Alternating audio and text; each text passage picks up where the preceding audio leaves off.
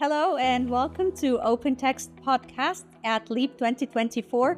I have the absolute pleasure to be joined by my colleagues, Harald Adams, he is the VP of Emerging Markets, and Suren Naidoo, he is the VP of International Presales. Hello. Hello, Radwa. Oh, thank you so much for joining me, and thank you for being here at LEAP. This is the second day. I'll ask you first, Harry, how'd you find LEAP? Leap is really amazing. You can really feel what's the mission of all your research. So, because of all our customer conversation, the most important thing for me is really that everybody is talking about what they want to achieve over the next couple of years after 2030. So, Leap is maybe really representing that already, because Saudi Arabia wants to be the biggest, greatest, and whatever place in the Middle East, if not more than that. And Leap is already exactly that. So I think that is maybe my first Suren, you're passionate about technology and you always talk about new trends, and you have seen, I think, throughout the last 2 days, a lot of new technologies that are being discussed. What were the most, I would say, exciting ones that you have come across? Yeah, I think walking in the halls today was a little bit different from yesterday. Yesterday was just a quick bird's eye view. Today, after having like many customer meetings, some of the things that really got me excited was looking at things like the Mukav, right? How they're building a smart city, looking at Neom City, what that is coming out. And when you look at the word leap, like Harry encapsulated it really well, I think Saudi is taking the leap into the AI generation, right? One of the things that struck out for me today was oil and gas companies are starting to talk about leveraging 90 years of data, gaining the insights. And I think there's no amount of value that you can put in it, because that's been built over years, but now we have the capability to extract it. Other things that were super cool that I saw were things like, people are calling it passive IoT, monitoring animals. And I think most people say, why do you want to monitor animals? But I think when we look at sanctuaries or game parks where they have animals roaming in the wild, it's to help account for numbers, prevent poaching, all that sort of things is in IoT that you can track. There were other things that I saw is smart hospitals. Smart trolleys was one that was really interesting for me, because I think we can all relate to it. When you go to a grocery store, you just want to load your trolley and walk out, right? But you still have to stand in a queue. So now it gives people the opportunity to say, I want to engage with somebody, or I actually just want to get out of the way quickly. So things are starting to progress really well. Yes, certainly. And the consumer behavior and the adoption of new technologies, I think it's becoming an eye-opener to new use cases. And specifically, if I pick on AI, Harry, we talk about AI a lot, and where we at OpenText take AI very seriously, whether into integrating it into our solutions, and also the AI obligation, which is a very key factor in how companies are taking AI. So what would be your perspective as to how AI is going to come into Saudi, and what are our plans at OpenText? Look, from my perspective, all what Suren said is, here on the event, very impressive. And I think all what we feel here is Saudi Arabia was, they want to rush to somebody called they've been quicker. They want to establish maybe almost everything until 2030. So, and that's difficult. And on the one hand, and I think that's smart, or generate high-create solutions that in the cloud environment could be the answer. Because we can accelerate the creation of building. So that's one thing when it comes to implementation. The other thing, which is maybe even more important, and I like you, like Harald Adams translate, because if they are now archiving this smart, actually maybe 8 years ago, and we put it generated AI forward it, it means we can get by its fingers your value, and because then you can start the answer system. Hey, by the way, what was the situation? What is the document 8 years back? So what exactly did we explore in this area? What were the finding? What is the situation? So it comes to immediately to value. It's not only that you put something into the system in there, it immediately generates.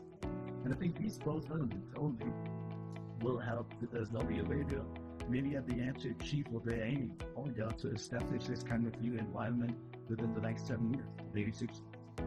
That's interesting. And the AI obligation and how we are also taking this into our customers and as a mission to make sure that AI is used properly. What's your perspective on that? Look, I think we have the right partnerships to protect Saudi Arabia, the ITU, and all of the entire head today. The opportunity to managing director of Google, so it's a chance not only to Saudi Arabia, confused as well.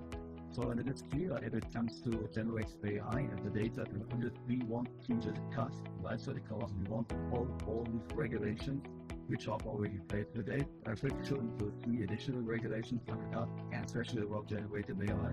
So, OpenText's is committed to use our technology for the good, and at the end to comply to the regulations we see. Excellent. And Suren, you had multiple customer conversations.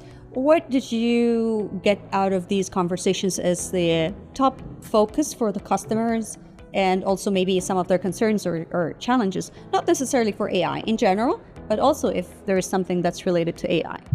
I think one of the things that came out today, which was really refreshing, is not all customers want to start out with the super complex, most difficult thing. They're looking for agile, quick wins, right? So starting out with the basics. And when Harry and I were having the discussion with them, it was really refreshing for a customer to say, I know you have complex solutions and I know you can solve problems, but come help me with the basic ones first to help me build the building blocks. Because I think for customers, it's also about getting buy-in from their user base, from their customers, right? So adoption is going to be a critical step for any technology, whether it's cloud, whether it's AI, whatever you want to call it. And I think where they're looking at it, the next step is also, we would always talk about predictive analytics, but now people are talking about preemptive insights, right? And when you look at preemptive insights, it's saying we have the data. It's how we harness and leverage what we have. So there's the propensity here of the I want to do it. So I can see that customers have a vision, they want help with the strategy, but the most important thing is going to be the execution. So that's why it's super important to partner with the right partners to help you do what you want to do better. What I really like about this approach is, because imagine now with generative AI, we see is on a weekly basis, new innovation, or maybe 2-3 revenue. Right, so I mean, if we are following the race out, so and they implement it in an agile way, that could be maybe at the end with the smarter way to do it. Absolutely. So because maybe next week there is something about we want to get adapted into the applications, or maybe that the technology is maybe that advanced that the implementation approach anyhow need to change to the degree, right? So I think together with generative AI, really everything needs to change. And I think Saudi Arabia is, in a way, maybe unequal in this. Absolutely, and I think the speed and how they're looking at accelerating the growth is a key element into pushing this forward compared to other markets. And you are operating in so many different markets, not only here in Europe as well, and you come across the customers everywhere. So what would be the top 3 things that you would take away from this event and to work on for the next year to grow our business in Saudi? Look, one key takeaway from this meeting is Saudi Arabia will benefit tremendously from the young generation. Yeah, so they are well educated, they have ambition to grow, and they want to live in a different environment, and they are here to change. That's not key for them. So over the next 5 to 6 years, we will see that Saudi Arabia dramatically will change.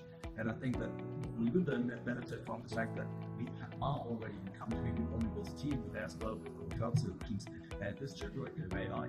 So that's a second thing.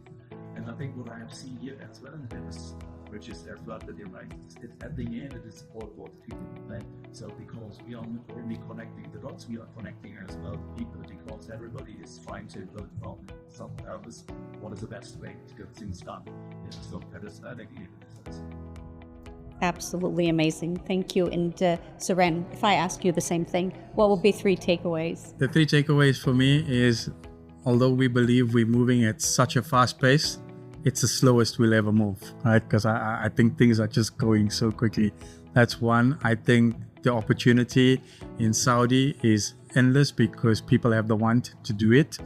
And the technology is available today to be able to do it. And last but not least, as Harry said, the people element is the most important thing, because when you collaborate and share, great ideas are born.